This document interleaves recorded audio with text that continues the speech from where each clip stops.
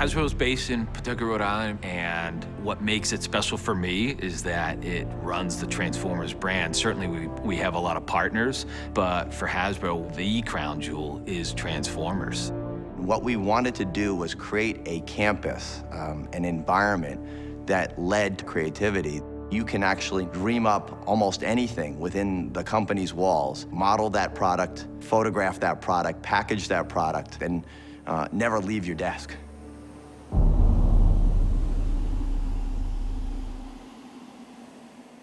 Hasbro's an awesome place to work, obviously, because you're gonna make toys, and that's fun. You know, growing up as a kid, I grew up on Transformers. It was a great brand to play with.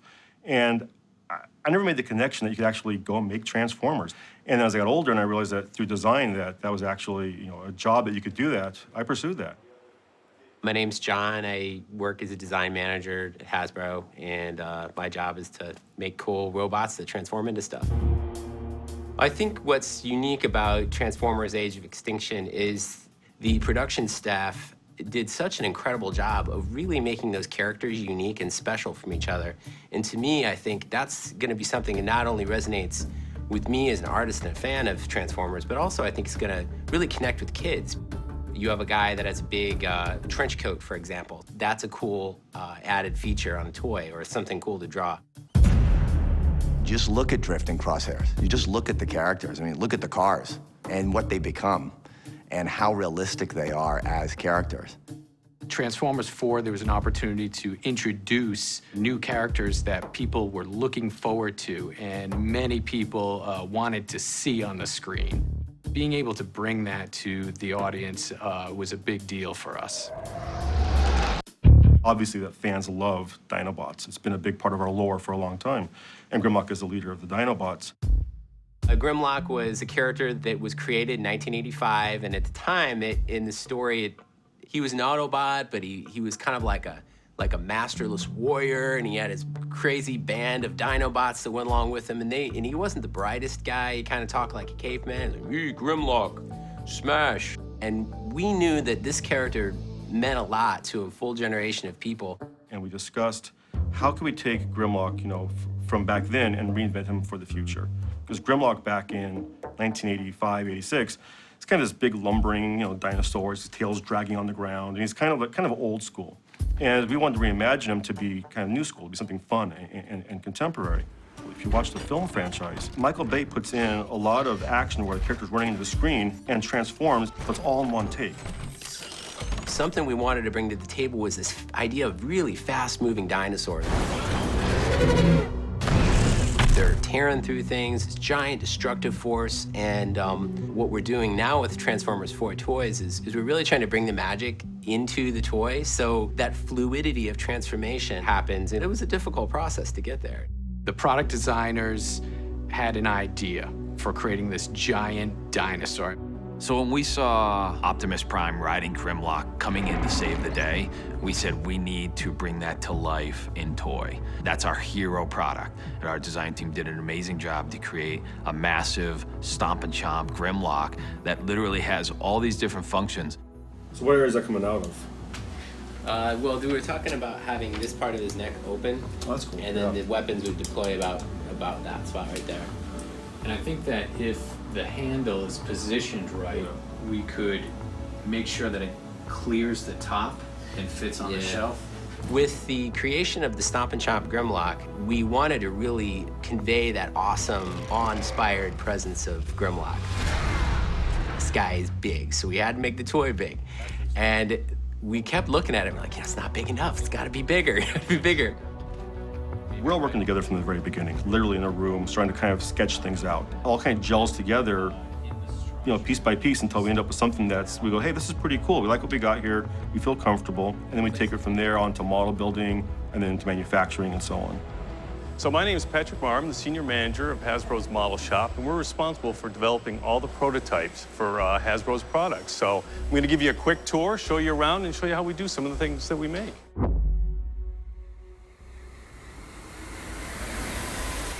Before we make any physical models, we work it out in our CAD/CAM packages to make sure all the parts fit together, they function properly, and that we are able to manipulate them properly before we waste time growing them.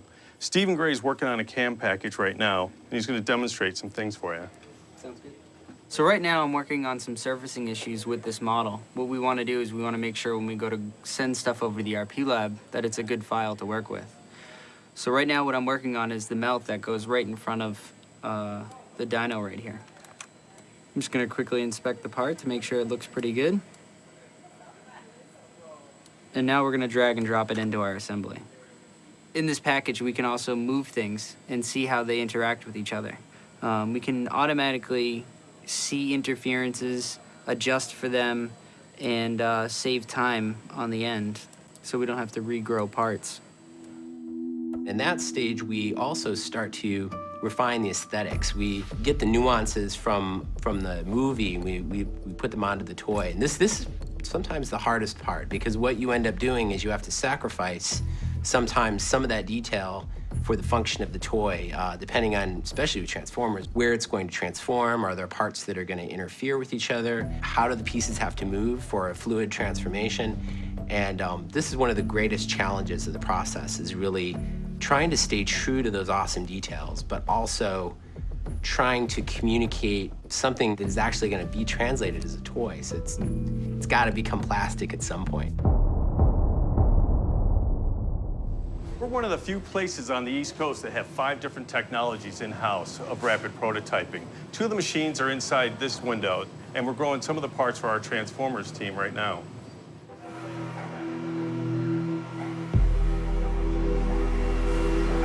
So this is our Connex printer. It's a polyjet technology. It basically utilizes the same technology as your inkjet printer that you use at home. It's got 8 print heads in there. 4 of them are for support, which actually cradles the part and enables us to build it. And then 4 of the print heads are actually used for the resin that the machine is jetting out right now. Very small, thin layers, about 40 microns, I think, is where it's at right now. Blood cell, I think, is 25 microns. It's pretty thin layers of material, so it's pretty cool stuff. In the past, they would all be hand-built models. Now we're growing them. We're growing them every night. So we can come in literally the next day, see all of our changes in plastic in our hands. And so the speed is just really fast in the development process, which is great for us. Our casting department is where we make all our duplicate parts. So with 1,700 items in the line, we make 5 models of each item. We have to use these RTV molds to make all our duplication. My name is Mike Cody. I'm a senior caster at Hasbro. Okay, casting is a reproduction of all the parts for tooling that we do throughout the company. We're gonna spray the mold with release. Then we're gonna put the 2 halves together. Then what we do is we take the mold, just so no urethane comes out of the mold. And then we go to pour our urethane. Then we mix. We pour the urethane. And then what we have to do is we have to put it in a chamber. We'll go into the chamber for an hour. And then it'll come out and we'll demold it. And these will be the parts that will come out of the mold. This is the front half of the face and the back half of the face. And what we do is once they're dry, we'll put them together. And the casting is Optimus Prime. So now we're on our final stop on the tour, and that's where we're going to put the deco on top of our Grimlock. So Mark's going to show you how we apply our deco, or paint in this case, match that deco sheet, and get that product looking as good as we can.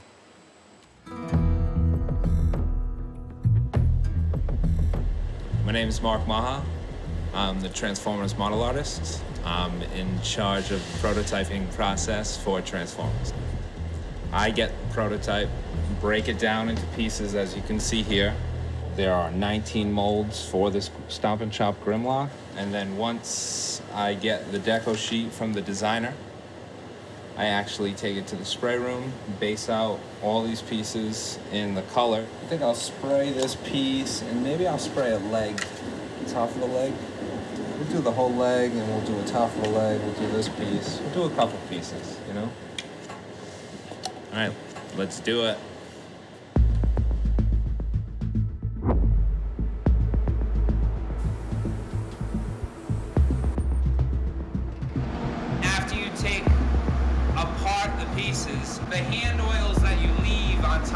gray model will actually separate the paint when the paint hits it.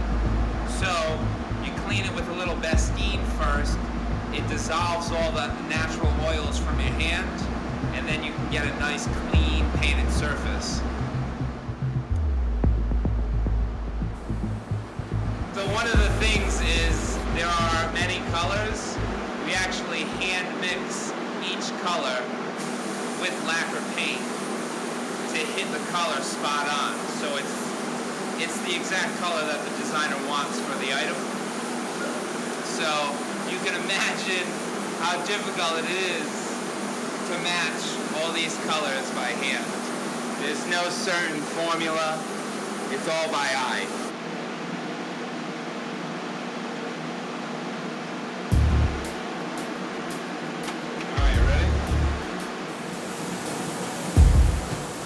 Some metallics, in order to get a really nice sparkly finish, you do a two-step process. So I actually mix two colors. So the first color would be this for the base coat, and then I actually mix this before. It's an overspray. It's just a tint with powder in it, so it just gives like a nice metallic sheen to it, almost like a gloss finish as well.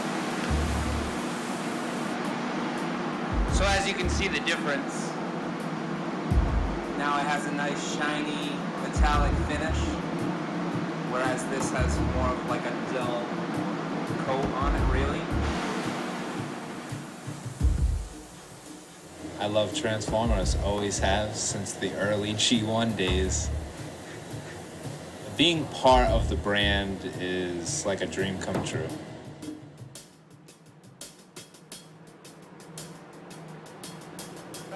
After I paint the item, put it back together, it gets put onto the table for sign-off. The whole team comes down, checks it out, marketing, design, just to make sure it looks the way they want it to look.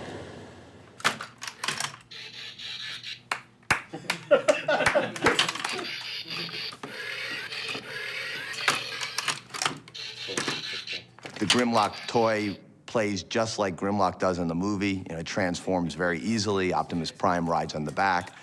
When Optimus gets on his back, it activates unique responses, lights and sounds. And then if you were to put a different character on the back of Grimlock, you get different lights and sounds and different response from Grimlock. And so you actually play out the Autobot and Decepticon fantasy within the toy line as we do in the movies. Came out really good, guys. This is awesome. Nice work. Man, let's ship it. The biggest thing about Stomp and Chomp Grimlock to me is that it looks really cool. We didn't take away from the design of it. It is a cool looking Dinobot, so he's not simple. He's still very detailed and very engaging, which illustrates how much of a great product it is because they respect, you know, the look and feel of what it does, even though it is a very simple transformation. It's magic. Grimlock is fantastic because you just grab that handle and go. You know, it's a dinosaur 1 second and it's a giant robot the next second. Grimlock started in 2011 and now it's 2014. So it's about anywhere from a 2 to 3 year process to go from concept to something on retail shelf. When you're at retail and you see a kid come up and start playing with it, you're just like, oh my gosh, this is so cool. You know, I worked 3 years on that and this kid is doing and playing with something just the way I would have played with it back when I was a kid. That never gets old. It's just some of the most rewarding moments of our jobs is to be able to see the magic in a kid's eyes and to think, wow, this thing is real. It's something that started out 3 years ago, and here it is. I think the best thing that gets me out of bed and gets me here and makes me excited about my job is the idea that we're molding entertainment. We're molding experiences for the next generation, for kids to remember. And to be able to come into work and think about that and think about how we're molding the next set of minds is really a powerful thing. There we have it. Transformers. Thanks for the opportunity to show you around the model shop. We're very proud of the work that we do here at Hasbro. We have a lot of talented people, and we love bringing Hasbro's products to life. Now it's time to get back to work.